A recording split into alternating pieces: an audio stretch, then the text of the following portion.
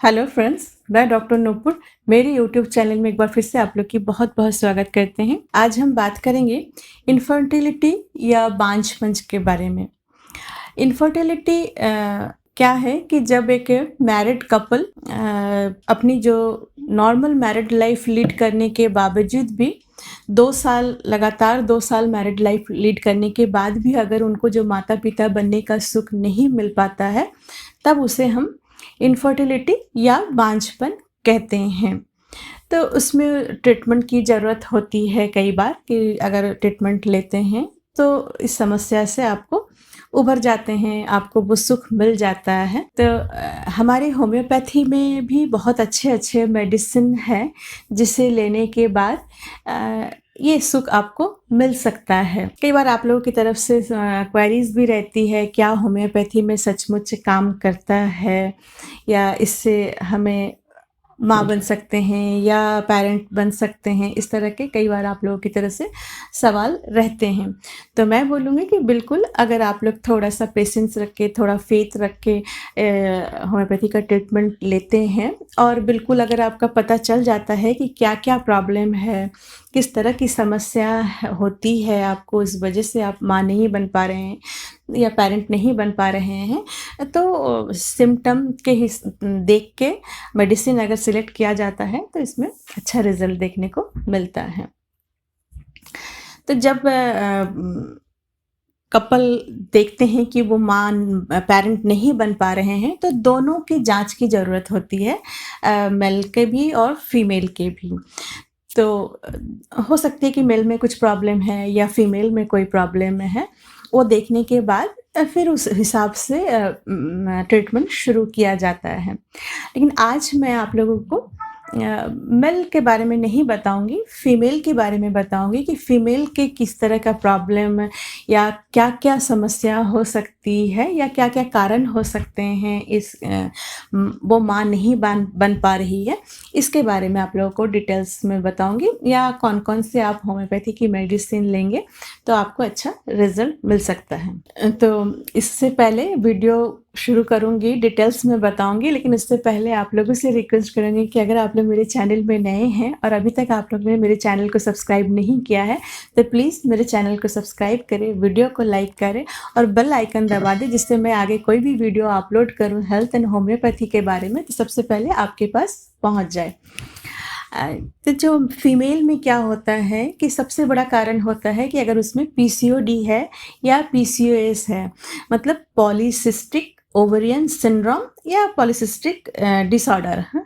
अगर इस तरह की कोई प्रॉब्लम है, तो भी वहाँ पे उनको देखा जाता है कि वो माँ नहीं बन पाती हैं। या उनके शरीर में अगर मेल हार्मोन की मात्रा अगर ज़्यादा है, हार्मोन दोनों में होती है, कुछ हार्मोन फीमेल में होती है, कुछ मेल में होती है। तो जो मेल का हार्मोन है वो अगर फीमेल के बॉडी में होता है, तो कई बार देखा जाता है कि वहाँ भी ये वाली समस्या होती है। मोटापा एक बहुत बड़ा कारण है, अगर आप में ओबेस है, आपके शरीर में फैट बहुत ज़्यादा है, तो भी आपको माँ बनने में दिक्कत देती है। या अगर आप डायबिटिक है, तो भी ये वाली समस्या आती है। और कई बार देखा जाता है यूट्रस होती है, वो साइज़ में अगर छोटी है या अपनी जगह पे नहीं है, वो थोड़ी-सी टेढ़ी है, तो भी ये वाली समस्या होती है। या जो हमारा जो फ़ैलोपियन ट्यूब होती है, बच्चेदानी और ओवरी के बीच में एक ट्यूब होती है, उसमें अगर ब्लॉकेज होती है, तो भी ये वाली समस्या होती है। तो कुछ जाँच ऐसी होती है, वो जाँच करने के बाद अगर आपको पता चलता है कि ये सब सारी समस्याएँ आप कोई भी एक समस्या आप में है, सारी समस्या नहीं, कोई भी एक समस्या आप में है, तो कई बार टेस्ट करने के बाद अगर आप ट्रीटमेंट लेते हैं होम्योपैथी का, तो बहुत अच्छा रिज़ल्ट देखने को मिलता है।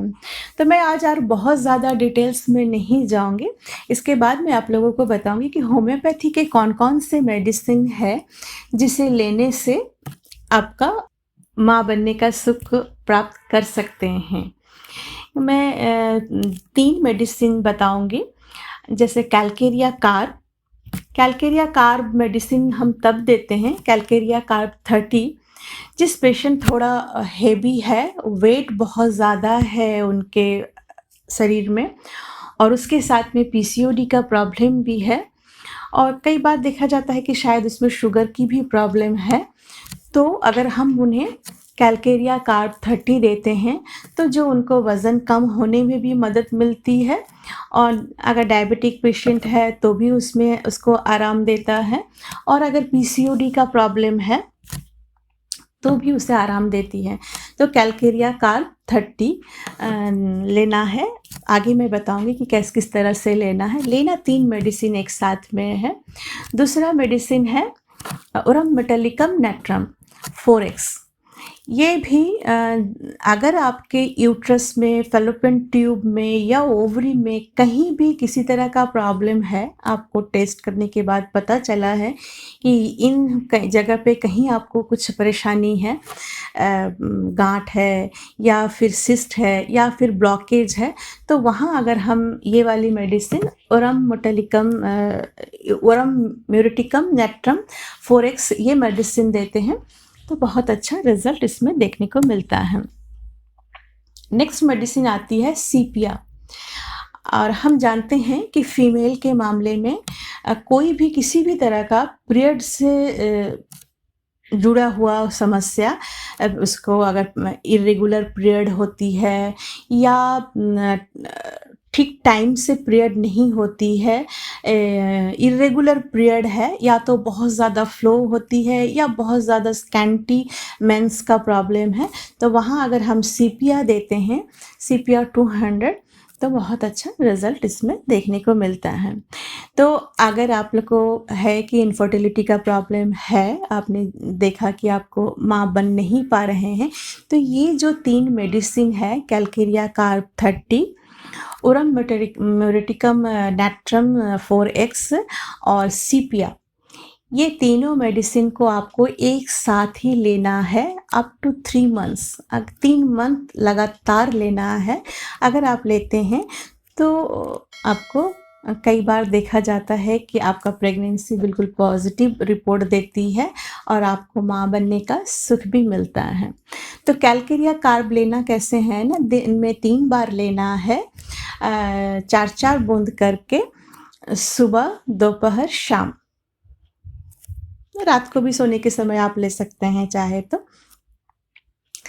डायरेक्ट टंग में ले सकते हैं। अगर आपको डायरेक्ट टंग में लेने में कोई परेशानी होती है तो आप आधे चम्मच पानी में 4 बूंद करके ले लीजिए।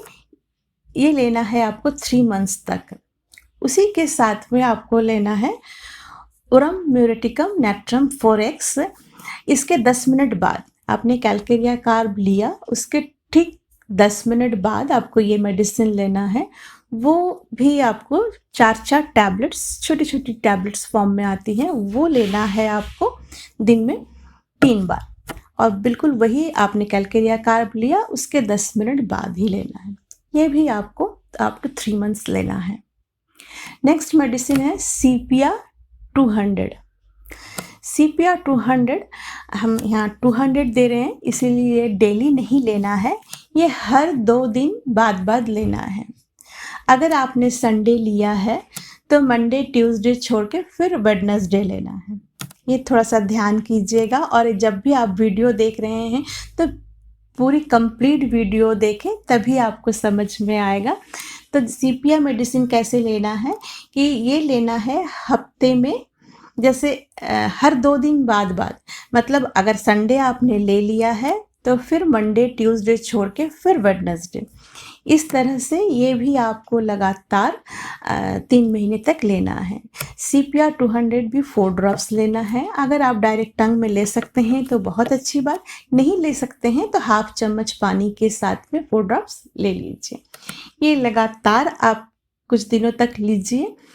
हेल्दी डाइट लीजिए, मन को खुश रखिए, अच्छे बुक्स पढ़िए, और दोनों जो कपल आप लोग दोनों खुश रहे, एक दूसरे को अंडरस्टैंड करने की कोशिश करें, तो देखिएगा इससे आपको कोई बड़ी समस्या नहीं है। और मैं आशा करती हूँ कि आज मैं थोड़ा बहुत जो आप लोगों को जानकारी देने की कोशिश करी, ये आप लोगों के लिए बहुत बेनिफिट देगा।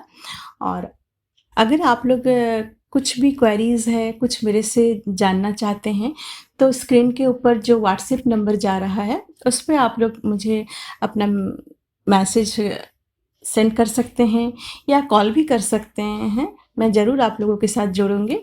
और चलिए आज यहीं तक, फिर जल्दी मिलूँगी। तब तक के लिए बाय बाय।